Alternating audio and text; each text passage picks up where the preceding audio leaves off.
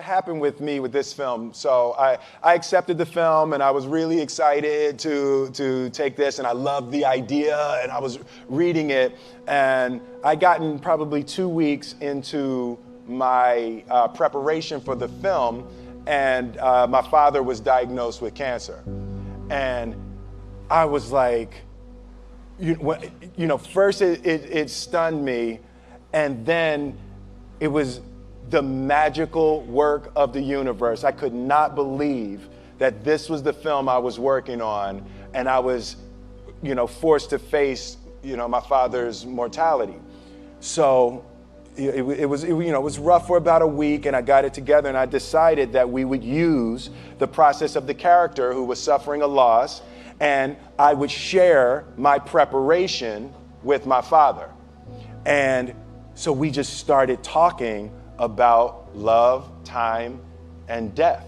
And it was some of the most open and powerful conversations that we'd ever had. And they gave him 6 weeks, and he lived for 4 months. So about 3 months into the 6 weeks, I go to see him one day, and he said, "Man, this shit is embarrassing." And I said, "What, Dad?" He said, "Man, you tell everybody you're gonna be dead in 6 weeks. 3 months later, you still hanging around." Missed that, Dad. Yeah, I know, right? But it was so beautiful, and we got to a place that we were talking open and comedically, and really, I think I was able to embody the ideas of the loss and also the redemptive quality of the pain.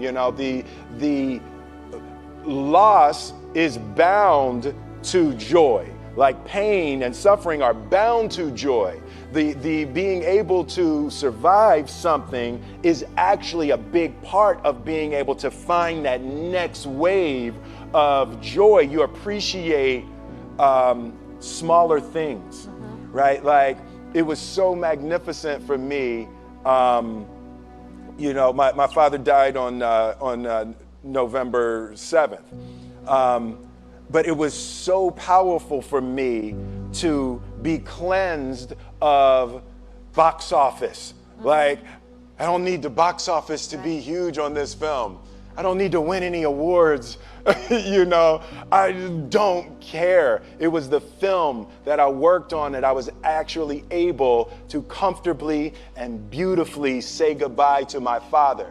And I hope that this film embodies a bit of that, so other people who are experiencing things like that will be able to use it in that way, and it can potentially be helpful and help someone else. So it was powerful to be cleansed of the foolishness of the game of numbers and awards and all of that type of stuff, to actually be able to create a piece of art that legitimately I just want people to see and hope it can be helpful and transformative in their lives. You're talking about perspective. Perspective, absolutely, yes. Yes. How much does fear play into preventing us from grasping perspective, though? Oh no, fear is everything.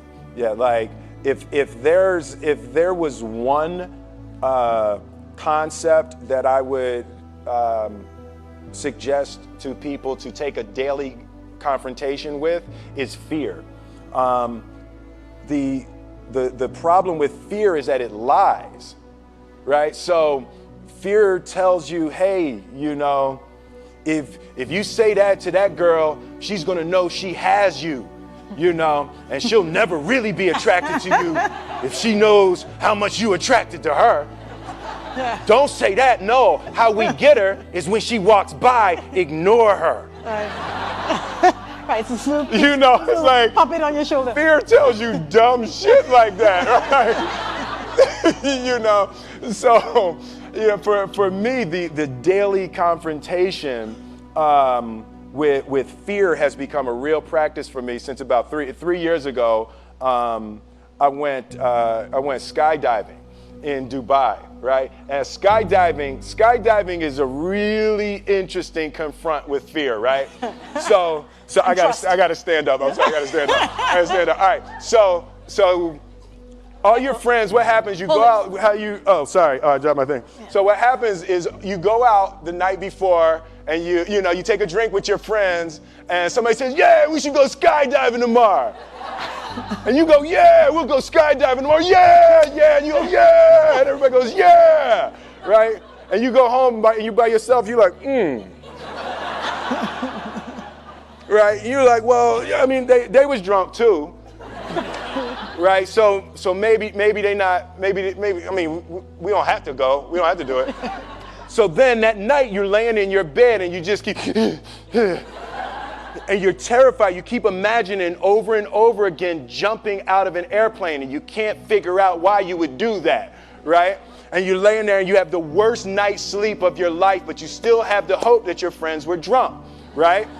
So you wake up the next day and you go, down and you say where you were going to meet and everybody's there. You're like, oh, shit. All right, cool. Right? So you get in the van and you don't know that your friends had the same night that you had because they're pretending like they didn't. They're like, yeah, man, my uncle's a Navy SEAL and, this is going to be great. I've been looking forward to this. And you're like, oh, my God. And your stomach is terrible. You can't eat and everything, but you don't want to be the only punk who doesn't jump out of this airplane. So you get there, and then you have this safety brief. And you're standing there, and the guys will tell you, well, if the chute doesn't open, what's going to happen is what could happen? That the chute wouldn't open, right? So you do a thing, and what you do is your first jump, you're attached to a guy who is going, he's going to walk you out. So you go, and you get there, and there's an airplane, and nobody's stopping. Everybody's still going. So you get onto the airplane and you're sitting there and it's extra because you're sitting on some dude's lap, some stranger. You're sitting on his lap. And it's like, you trying to make small talk. Yeah, man. So you be jumping with people all the time, huh? Right? So, and then you just want to make sure, you got kids, right? You got people you need to see, right? You just want to make sure he's serious, right? So you get in there, so everything's normal. So you fly and you go up to 14,000 feet, and you notice there's a light. It's red and it's yellow and green, right? So right now the light's red. So then you start thinking at some point the light's going to go green, but you don't know what's going to happen, right?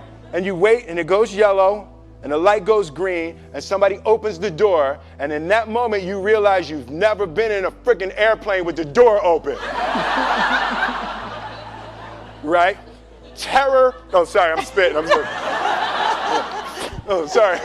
No, terror, right? So you go, and then, if you were smart, you sat in the back so you don't go first, right? And then people start going out of the airplane. And you go, and the guy walks you up to the end of the thing, and you're standing and your toes are on the edge, and you're looking out down to death. And they say, on 3. And they say, 1, 2. And he pushes you on 2 because people grab on 3, right? Right? And you go, and you fall out of the airplane, and in 1 second, you realize that it's the most blissful experience of your life. You're flying, right? It doesn't feel like falling, right? It's like you actually are kind of held a little bit by the wind, and then you start falling, and there's zero fear. You realize that the point of maximum danger is the point of minimum fear. It's bliss. It's bliss. And you're flying. Right? And you're doing that. And then 20 seconds, 25 seconds, 40 seconds. And you have enough time to just kind of be like, oh, shit, that's that building. That's not like that one. Oh, you can see the ocean. Right? You start doing all of that. And the lesson for me was, why were you scared in your bed the night before? What do you need that fear for? Just don't go. Why are you scared in your bed 16 hours before you jump? Why are you scared in the car? Why could you not enjoy breakfast? What did you need that? The fear is fear of what? you're nowhere even near the airplane. Everything up to the stepping out, there's actually no reason to be scared. It only just ruins your day. You don't have to jump. And then in that moment, all of a sudden, where you should be terrified is the most blissful experience of your life. And God placed the best things in life on the other side of terror. On the other side of your maximum fear are all of the best things in life. You know? So that was sorry. So that was, no, it's good. That was my experience with skydiving and fear. All right. All right. So practically speaking. But I didn't like that take. I'm going to do it again. Back to the top. I can sell that better. Oh, no. But when you decide to do something like that, like how does it work practically? Do you call your wife and be like, I might be dead tomorrow? Right. No, but that's. But I made a drunk promise. Yeah, I made a drunk promise. Yeah. Here, how about this? So I jumped. I had such a mystical, powerful spiritual experience. I flew home and got my sons, and I went back, and 10 days later, my sons jumped, right? Yeah. Now that was a little different. Oh, that makes me stand up, right? Because I'm scared, right? So it was so Jaden went first, right? Jaden wants to do everything first. So I'm sitting there and I'm like, yeah, my sons are gonna have this crazy experience. And then Jaden went out of the airplane. And I was like, Then my oldest son, Trey, goes up and he goes out of the airplane. And I was like, this could potentially be the worst display of African-American parenting in history. Right? I was like, both my sons just fell out of an airplane. Jump. Right? Jumped. Right? Because I told them to. But again, the fear again. I was like, oh my God. So I told the dude, I was like, listen, I want to see them go out, but I also want to see them land. And he's like, no, it's cool. So this time we went out and we did the straight bullet, and I just went straight down past them. Right? I was like, and he's like, you good? Right, did the bullet straight past, pulled the chute late. Oh, sorry, this makes me spit. I'm sorry. Pulled the chute late, landed, and then videoed them coming down. But it was like, they had the same thing, the same experience with the fear. But that I'm telling you, the confrontation with fear is an absolute magical way of facing the things we have to do in this life. You know, forget security, live for experience. All right. Now, you say you learned that 3 years ago. Yeah. Amazing. What about these small things that we get afraid about, right? So you are the funny guy, and you come along and everybody expects to be entertained in summertime, right? Like, are you ever afraid that you're like, you know what, today I'm really not feeling Jazzy Jeff. Like I'm just, I don't want to be that guy today. So this whole movie, you were not that guy. Not that guy, right, yeah. Do you have fear of that, of like disappointing people? Because like, you're supposed to be funny and cool. Yeah, you know, the thing that's been one of the major confronts for me in my life over the past 3 or 4 years. Like, Will Smith is an idea, right? So there's parts of that's me, but that character from The Fresh Prince of Bel-Air was who I was 26 years ago. I love it. You see? They love it, right? Exactly. You people are this man's crack. Okay? He's talking about evolving, like moving on, and you're like, Fresh Prince! That's all we want to hear about! You know, so but that's the thing, to be able to boldly be able to move and grow and create and hope that the things that I'm able to deliver at this point. I was 20 doing the Fresh Prince, so I'm 48 now. So it's a really different time in my life. Yeah, that got less of a cheer. Yeah, like woo! They're like, tell us what that's like. Yeah, I know, right? Yeah. Yes, girls, yes. But yeah, it's. So do you have a fear of being completely who you are? Because it may disappoint some people who just want to see that 28-year-old. Yeah. No, I definitely have difficulty with that. There's a certain when you've created things that are so iconic, it becomes healing for people. Nostalgia is healing.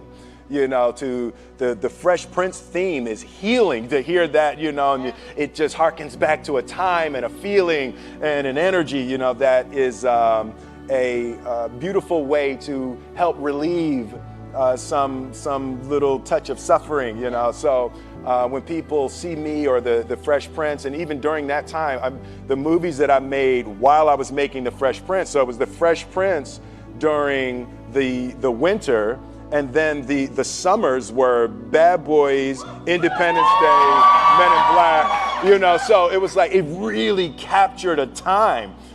So it's very difficult. I wouldn't have it any other way. I love being able to make people smile and cheer, over that. But I also am going to boldly go to new creation.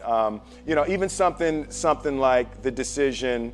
I had the two screenplays in front of me for the Independence Day 2 and for Suicide Squad. So I had to choose between the two of those. And even the choice of going to Suicide Squad, nothing about the qualities of the movies, but the choice of trying to go forward versus clinging and clawing backwards, So I do want to aggressively go forward and do new things and create and hopefully be able to stumble upon a new heyday. Amazing. Now you have an incredible cast. Oh God, yes. In this movie. How does that happen too? Like, how do so many big stars decide, this? And then how does that work between you all? It's the ideas, the screenplay. Alan Loeb, the screenwriter, he just wrote a brilliant screenplay. Everyone related to the ideas of love, time, and death as powerful tools to try to put your life back on track. So everyone related to the journey. But it's, I mean, look at that group. That's like ridiculous. That's like a superhero movie. Yeah. So did your father get to see any of it? No, he came to set once, but he didn't get to see the film. And you all were close? Yeah, we were very close. Yeah. My father. When I put my life together and I look at my father, my mother, and grandmother were the most influential people in my life. And in my mind, when I draw it, I always draw a triangle. And my father was the base, and my mother was the left side, and my grandmother was the right side. And I always put discipline as the bottom. My father, hard work, discipline, endurance was really the foundation of creating my life. And my mother was education, and my grandmother was love. So, the combination of that discipline, education, and love was a... You know what? I'm really grateful for you sharing with us that part of you and also the struggle with his death, because the other thing is that we live in a time where people show these curated sides of them. Right. Because I think of the same fear. Yeah. Right? You just want to be this piece. Absolutely. Not all the rest of it, but you struggle. Nobody wants to hear all of that, It's Facebook. Come on, let's have fun. No. Yeah. So dude, it's a bummer your dad's gone. Nobody here speaks like that, right? You're like, oh, come on, brother. It's a bummer your father's gone. No, but, for me, laughing is the elixir, and that was another thing that my father taught me. He was joking all the way up to the end. Like, laughing, you have to be able to laugh at everything. And for me, the beautiful part is that's my natural color on the spectrum. I naturally go to comedy, and when I'm looking at something, I'm always trying to find why that's funny. And, it's been really, really helpful in this experience and even just this point in my life. Remember to laugh, and spend time with people that make you laugh. Like, that is hugely important. Laugh and connect. Yes, absolutely. Those are good messages. Yeah. I love this idea, it's a guy trying to put his life back together, and he just gets furious and rants and writes letters to love, time, and death. and then love, time, and death respond. So it's a really that beautiful Christmas flavor was just a little touch outside of reality. So you get to deal with real subjects and real topics and real loss, but because it touches just that New York Christmas just a little bit outside of the how excruciating it would be if you dealt with it, straight, hard, rated R, loss, So I just love going into that realm of the mystical to be able to take a good look at real human issues. Mm-hmm. So you talk about real. Mm-hmm. I felt it was the most real I had seen you be. Really? Yeah, like I felt there was no filter there. Yeah. And I wondered, for somebody who could choose to do anything, was there something special that drove you to this? Yeah, when I first read it, when I first read it, every once in a while you read a screenplay, and the most important thing in a movie, I guess the two most important things that I look for is one is the universally relatable concept, right? So just at its core, when you first say it, when you say one line about it, can you connect to people? And one of the best ones I've ever had, like something with like I Am Legend, the last man on earth. Yeah. Security, you keep an eye on this section right here. But it's like when you just have that one thing, and with this it was a little bit heavier, but it was a guy trying to put his life back together after an extreme loss, right? So people can relate to that. That's an extremely relatable idea. And then I flipped to the last 10 pages and the ending. It's like, this is a movie that has lots of twists and turns, but then even within the last 10 pages, there's still another surprise. When you can send people out of a movie theater with another surprise, historically, there's been times I've sent people out of the movie theater and the surprise in the last 10 minutes is that the movie wasn't good, right? So you want to avoid that surprise. You want to avoid that one. But with this one, it had such an interesting turn in the end of it. It was one of the most fun screenplays I've ever read. Why are you doing movies at all still? Like, you're rich. Yeah. You could, as we say, cock up your foot and rock back. Cock up my foot and rock back. Yeah. I love that. That's just fantastic. What is getting you out of bed to still go and do this thing? I enjoy connecting with people and ideas, and I have a mission statement. So every year for probably the past 10 years, I've worked out a mission statement for myself. And for the last few years, the mission statement has stayed the same, and it's been improve lives, right? So when I go into something, I'm looking for how the quality of this piece could potentially improve lives. But it's all along the way. It's when you make the movie and how you're interacting with people in the process. And the concept of improving lives runs through the center of everything I do. And then I realized that the way to improve lives is to continually improve yourself, right? So with that, every morning when I get out of the bed, I haven't fixed everything in the world yet, so there's always something to do. And in this film, I read an interesting quote from the Siddhartha Gautama, the Buddha. He said that good people have to get out of the bed every day and try to empty the ocean with a ladle, right? And I thought that was, I knew that was profound, and I paused for a second, and I said, all right, what the hell is a ladle, right? Right, so then, I touched it on my iPad, it's ladle. Oh, it's like a big spoon, okay. As we it's say, like a soup spoon, yeah. It's like a soup spoon. I was like, why do you use a soup spoon? So trying to empty the ocean with a soup spoon, as the mentality of how you wake up every day to try to do good Yeah. in the world. So for me, I'm really driven by continually trying to elevate my mind and elevate my spirit and care for my body, and to be able to love as many people as effectively as possible with this mystery of life that I've been given.